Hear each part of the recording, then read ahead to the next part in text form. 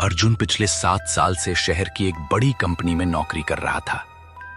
सुबह 7 बजे घर से निकलना, रात 10 बजे लौटना, यही उसकी जिंदगी बन चुकी थी। पैसा तो ठीक ठाक आ जाता था, पर मन कहीं और लगा रहता था। बचपन से ही उसे खाना बनाने और लोगों को खिलाने का शौक था। उसकी दादी अक्सर कहा करती थी कि अर्जुन के हाथ में जादू है। जो भी खाना उसके हाथ से बनता है, उसमें एक अलग ही स्वाद आ जाता है। यही बात अर्जुन के दिल में कहीं गहरे बैठ गई थी और धीरे धीरे एक बड़े सपने में बदल गई, अपना खुद का ढाबा खोलने का सपना। शहर की भागदौड़ से थककर अर्जुन ने आखिरकार अपना पुराना सपना पूरा करने की ठान ली थी। बरसों से वो एक छोटा सा ढाबा खोलना चाहता था, ऐसी जगह जहां हरियाली हो, शांति हो और गांव जैसा असली माहौल हो। बहुत खोजबीन के बाद उसे पता चला कि चंदन गांव में झील के किनारे बाजार के पास एक पुराना ढाबा किराए पर मिल सकता है। नाम सुनते ही अर्जुन के मन में एक अजीब सी खुशी दौड़ गई और वो अगले ही हफ्ते अपना थोड़ा बहुत सामान लेकर वहां पहुंच गया।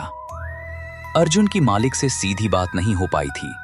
अर्जुन की जान पहचान के एक दलाल रमेश काका ने सारा सौदा तय कर दिया था। बाजार के एक चाय की दुकान पर मिलते ही रमेश काका ने अर्जुन के हाथ में चाबी थमाई और बोले, ले भाई, ये रही चाबी। सब कागज पत्तर भी हो गए हैं, अब ढाबा तुम्हारा हुआ। अर्जुन ने खुश होकर चाबी अपनी जेब में रखी और पूछा, अच्छा रमेश काका, उन्होंने ये ढाबा क्यों छोड़ दिया? इतने बरसों से तो चल रहा था, कोई दिक्कत हुई थी क्या? अरे वो आदमी तो एकदम लाचार हो गया है भाई, बिस्तर से उठ भी नहीं पाता। सुनने में आया है कि अब ज्यादा दिन का मेहमान नहीं है। बाजार में लोग तरह तरह की बातें करते हैं, पर मैं तो बस इतना जानता हूं कि उनका ढाबा बरसों से बंद पड़ा है। ओह, ऐसा है क्या? अरे वो तो बड़े भले इंसान लगते थे। फोटो में तो कम से कम ऐसा ही लगता है जो दुकान के बाहर टंगी है। हाँ, ऐसा कह सकते हो। और हाँ, एक बात और, दुकान को बहुत देर तक मत खोलना। यहाँ के लोग रात में बाहर निकलना पसंद नहीं करते। अच्छा, अब मैं चलता हूँ भाई। अरे रुको काका, ओ काका, रुको जरा। नहीं भाई, समय नहीं है, एक पार्टी को सामान देना है, चलता हूं।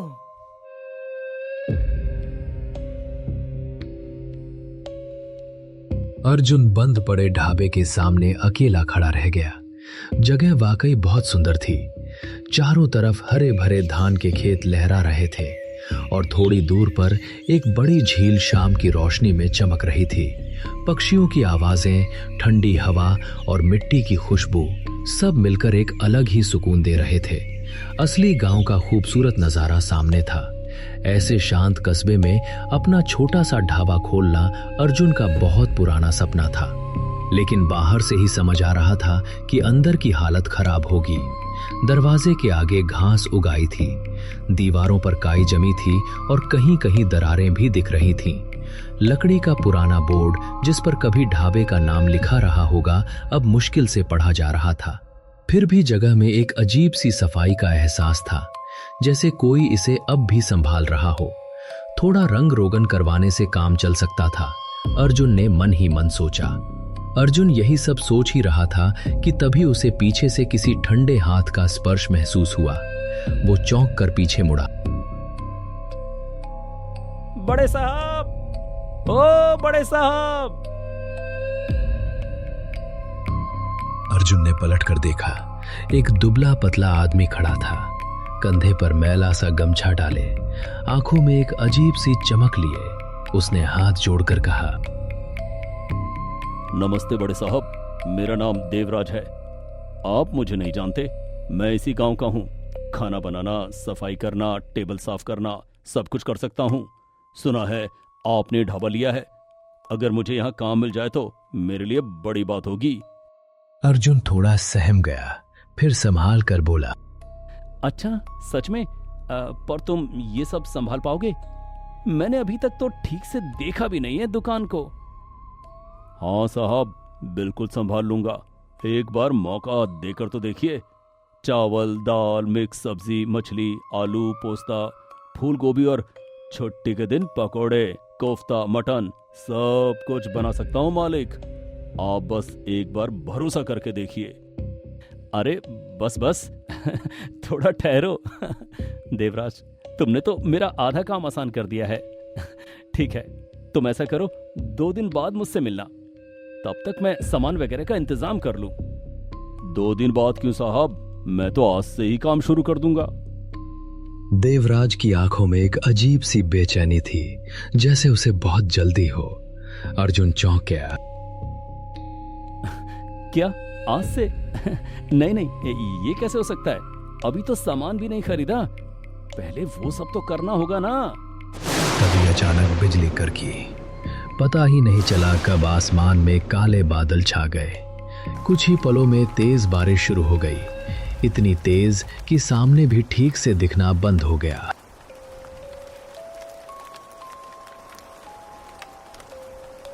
ओहो, अरे अभी ही बारिश होनी थी क्या? देवराज, मेरे साथ चलो, अंदर आ जाओ, वरना भीग जाओगे।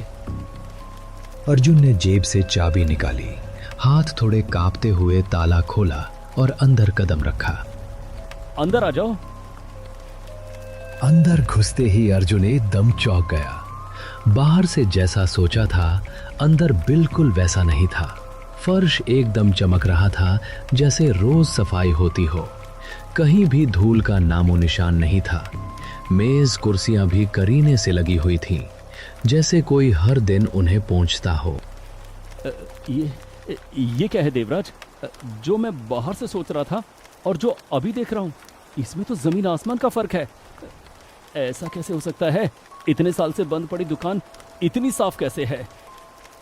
देवराज कुछ नहीं बोला, बस हल्के से मुस्कुराया और रसोई की तरफ दौड़ गया।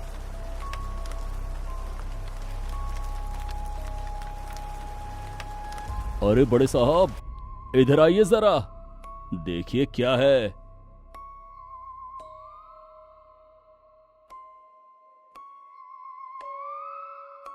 ये कैसे हो सकता है? तो क्या हुआ साहब? वो देखिए। अर्जुन ने जो देखा उस पर उसे यकीन नहीं हुआ। बड़े बड़े ड्रम और बोरे चावल, दाल और सब्जियों से भरे पड़े थे। एक कोने में मसालों के डिब्बे करीने से रखे थे, जैसे अभी अभी दुकान से लाकर सजाए गए हों। ये सब क्या है देवराज? ये कैसे हो सकता है? रमेश काका ने तो कहा था कि ढाबा काफी दिनों से बंद पड़ा है, फिर ये सब कहां से आया? इतना सारा सामान आया कहां से? रुको, मैं रमेश काका को फोन लगाता हूँ।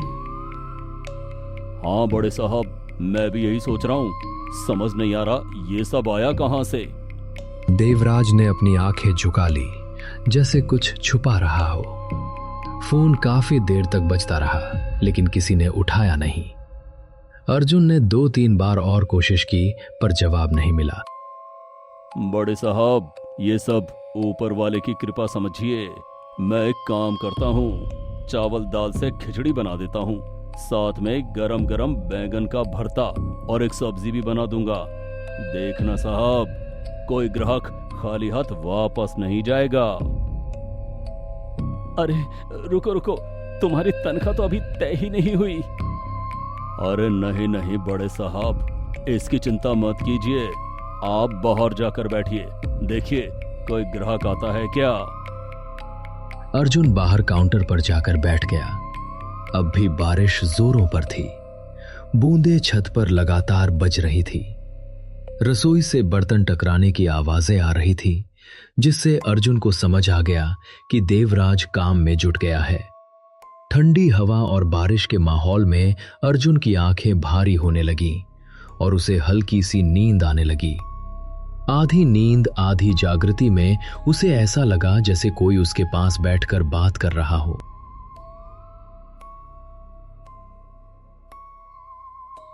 चंदन गांव के अच्छे अच्छे ढाबे और रेस्टोरेंट मैंने तुम्हें दिखा दिए हैं। अगली बार जब यहाँ आओ तो यहाँ का स्पेशल खाना जरूर चखना। अभी यहाँ बहुत तेज बारिश हो रही है, इसलिए मुझे रुकना पड़ा। अचानक एक जानी पहचानी आवाज सुनकर अर्जुन की झपकी टूट गई। वो हड़बड़ाकर उठा, समझ नहीं पाया कि सपना था या असली आवाज। अर्जुन जल्दी से दुकान के सामने गया और देखकर हैरान रह गया। शाम के अंधेरे में एक हाथ में छाता और दूसरे हाथ में कैमरा लिए कोई खड़ा था। उसका जान पहचान का पसंदीदा यूट्यूबर रोहित, जिसका चैनल शहर में हर कोई देखता था। अर्जुन खुद को रोक नहीं पाया। अरे रोहित, तुम? अरे अर्जुन भैया, तुम यहाँ कैसे हैं? क्या बात है? यहाँ खाना खाने आए हो क्या? नहीं नहीं, अगर मैं कहूँ कि मैंने यहाँ अपना खुद का ढाबा शुरू कर दिया है तो कैसा रहेगा? क्या? ये क्या बोल रहे हो? ये तो बहुत बढ़िया बात है। तो ये ढाबा तुम्हारा है? हाँ, ऐसा ही समझ लो। आओ अंदर आओ। क्या सब बातें यहीं खड़े खड़े करनी है? अरे नहीं नहीं, चलिए अंदर चलते हैं।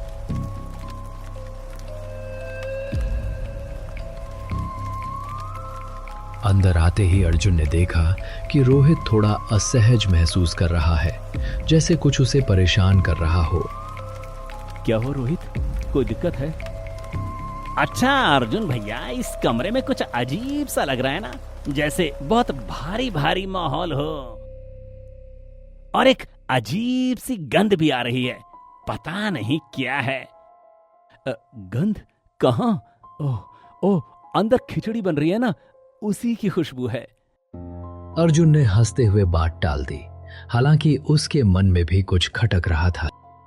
अच्छा, तो पुराना काम धंधा छोड़कर तुम यहाँ ढाबा ले बैठे।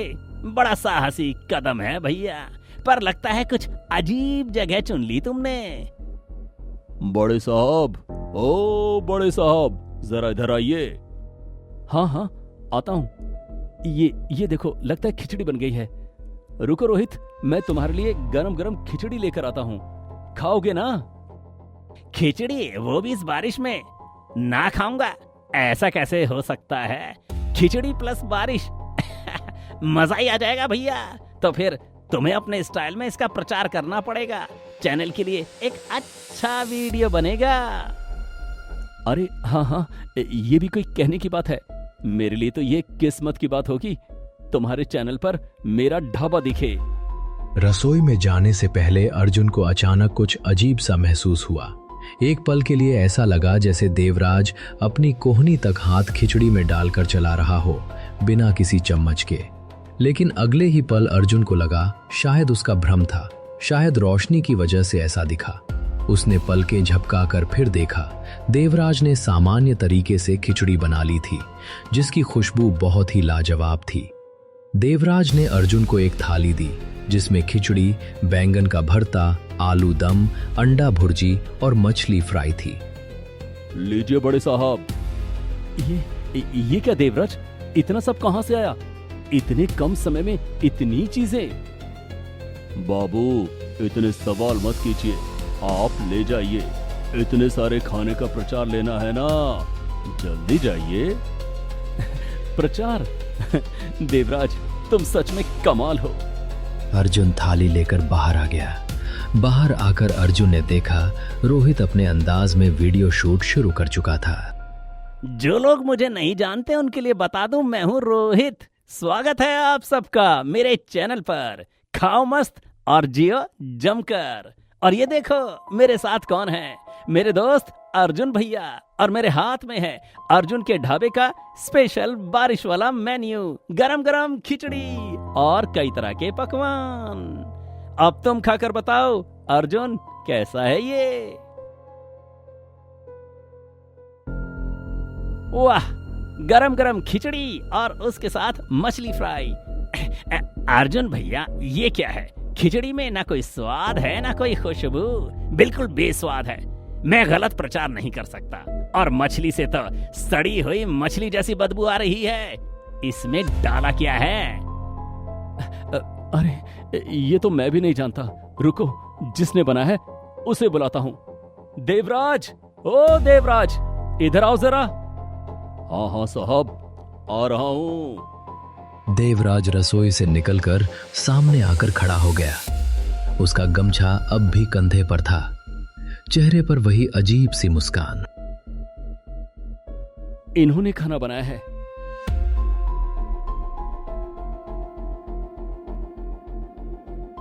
अर्जुन भैया, तुम किसकी बात कर रहे हो? यहाँ तो कोई भी नहीं है।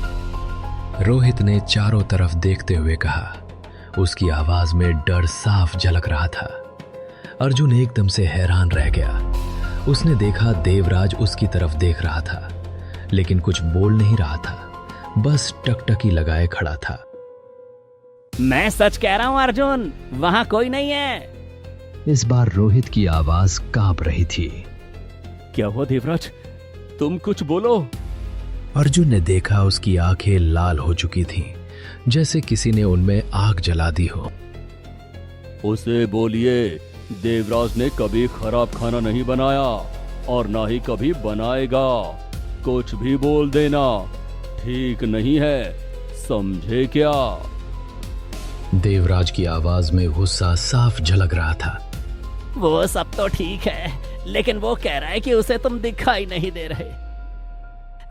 अरे अर्जुन भैया, तुम किससे बात कर रहे हो? और ये देखो, खिचड़ी कैसी गीली सड़ी सी हो रही है। इसमें तो बहुत गंदी बदबू आ रही है। तुम्हें नहीं आ रही? अब अर्जुन ने भी देखा खिचड़ी का रंग बदल गया था। उसके ऊपर कीड़े मकोड़े और मकड़ी के जाले दिखने लगे, जैसे वो कोई सालों पुराना बासी खाना हो। ये क्या है देवराज? ये क्या है? ये खाना तो सच में खराब है। नहीं, देवराज के ढाबे में कभी खराब खाना नहीं मिलता। बड़े साहब, बिना जाने समझे बदनाम मत कीजिए। ये मेरे पिता के हाथों बनाया हुआ ढाबा है और आप लोग यूं ही कह रहे हैं खाना खराब है। ये बहुत बड़ा अन्याय है। ये क्या कह रहे हो तुम? तुम्हारे पिता कौन? क्यों, दुकान के सामने जो बड़ा साइन बोर्ड लगा है, नाम नहीं देखा क्या? बस मेरा बड़ा भाई ही निकम्मा निकला, वरना आज हमारी ये हालत नहीं होती। देवराज ने गुस्से में कहा। उसकी मुट्ठियां भिज गईं। इतना कहते कहते उसका चेहरा बदलने लगा। उसकी त्वचा काली पड़ने लगी, आंखें अंदर धंसने लगीं और शरीर पर अजीब सी सूजन दिखने लगी। उसका रूप डरावना और विकृत हो गया, जैसे कोई इंसान नहीं बल्कि मुर्दे जैसी कोई चीज खड़ी हो। अर्जुन भैया, अब मुझे भी उसका एहसास हो रहा है। मुझे लग रहा है यहाँ कुछ भी ठीक नहीं है। चलो यहाँ से अभी के अभी। कहाँ जाओगे बड़े साहब? ये खाना खाए बिना तुम लोग कहीं नहीं जा पाओगे। मैं कब से इंतजार कर रहा हूँ अपने हाथ का खाना लोगों को खिलाने के लिए। देवराज की आवाज अब पहले जैसी नहीं थी। वो भारी और गूंजती हुई सी लग रही थी। ये क्या मुसीबत में डाल दिया अर्जुन भैया? क्या तुम्हें हमेशा भूत ही मिलते हैं? अब क्या करें? अर्जुन ने चारों तरफ देखा, कोई रास्ता नहीं सूझ रहा था। बाहर तेज बारिश हो रही थी और कमरे के अंदर अंधेरा और भी गहरा होता जा रहा था। लाइटें झिलमिलाने लगीं, जैसे कोई अदृश्य ताकत उन्हें बुझाना चाहती हो। ऐसा लग रहा था जैसे वे कभी इस जगह से बाहर नहीं निकल पाएंगे। अचानक किसी ने रोहित के पैर पकड़कर उसे अंदर की तरफ खींच लिया। रोहित जमीन पर गिर गया और चीख पड़ा। छोड़ दो, छोड़ दो, छोड़ दो मुझे, छोड़ दो, छोड़ दो। ये क्या कर रहे हो देवराज? उसे छोड़ दो, छोड़ दो उसे। अर्जुन ने आगे बढ़कर रोहित को बचाने की कोशिश की। तभी अचानक जोरदार बिजली कड़की, इतनी तेज कि कान सुन्न हो गए। पूरा कमरा एक पल के लिए सफेद रोशनी से भर गया और फिर अचानक देवराज गायब हो गया, जैसे कभी था ही नहीं। जल्दी जल्दी जल्दी जल्दी यहाँ से निकलना होगा। चलो अर्जुन भैया। रोहित उठकर खड़ा हुआ, अब भी कांप रहा था। रोहित ने जोर से दरवाजा खोला और वे दोनों किसी तरह जान बचाकर सागर भवन ढाबे से बाहर निकल आए। हैरानी की बात, बाहर बारिश का एक भी निशान नहीं था। सड़क सूखी थी, आसमान साफ था, जैसे कुछ हुआ ही ना हो। थोड़ी दूर एक रिक्शा वाला खड़ा था। अंधेरे में उसका चेहरा ठीक से नहीं दिख रहा था। दोनों दौड़कर उसके पास गए और रिक्शे में बैठ गए। चलो जल्दी स्टेशन चलो चलो। अर्जुन ने हाफते हुए कहा। रिक्शा चल पड़ा। दोनों चुपचाप बैठे थे। सांसें अब भी तेज चल रही थीं। आप लोग इतनी रात को इस ढाबे में क्या कर रहे थे? रिक्शा चलाते हुए उस आदमी ने पूछा। उसकी आवाज अजीब तरह से शांत थी। मत पूछिए क्या क्या हुआ वहां। अर्जुन ने डरे हुए स्वर में कहा। जो होना था वही हुआ। मतलब हाँ, सही कह रहा हूँ। आपको एक कहानी सुनाता हूँ। शंकर बाबा ने बड़ी मेहनत से यह सागर भवन ढाबा बनाया था। उनके दो बेटे थे, महेश और देवराज। दोनों ने मिलकर अपने पिता का काम संभाला और सब कुछ ठीक चल रहा था। लेकिन कुछ समय बाद पिता की मौत के बाद महेश ने अपने छोटे भाई देवराज के साथ धोखा किया। उसे मालिक बनने के हक से वंचित करके खुद मालिक बन गया। ऐसे ही बुरे समय में देवराज बहुत परेशान हो गया। कोई रास्ता ना देखकर उसने दुकान के पैसे के बक्से से कुछ पैसे चुरा लिए, लेकिन वो पकड़ा गया।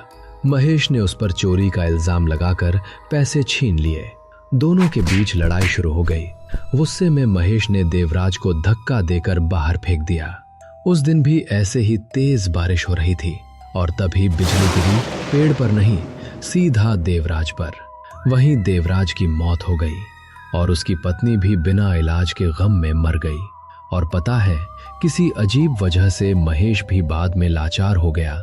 बिस्तर पर पड़ा पड़ा अपनी करनी का फल भुगत रहा है।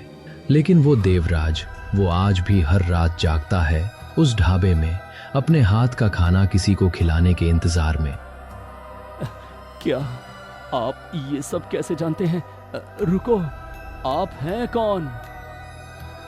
मैं सागर हूं। रिक्शे वाले ने धीमी आवाज में कहा और आगे कुछ नहीं बोला। लो साहब, स्टेशन आ गया। अर्जुन और रोहित एक दूसरे की तरफ देखने लगे। दोनों के चेहरे पर डर और हैरानी साफ झलक रही थी। किराया चुकाने के लिए जब अर्जुन ने मुड़कर देखा तो रिक्शा और उसका चालक दोनों गायब थे, जैसे वहां कभी थे ही नहीं। सड़क खाली पड़ी थी। फिर बिना कुछ बोले दोनों सीधे स्टेशन की तरफ चल दिए। ट्रेन में बैठने के बाद भी काफी देर तक कोई कुछ नहीं बोला। खिड़की से बाहर अंधेरा तेजी से पीछे छूटता जा रहा था और उसके साथ ही चंदन गांव का वो पुराना ढाबा भी। उस रात की बात वो दोनों कभी नहीं भूल पाएंगे।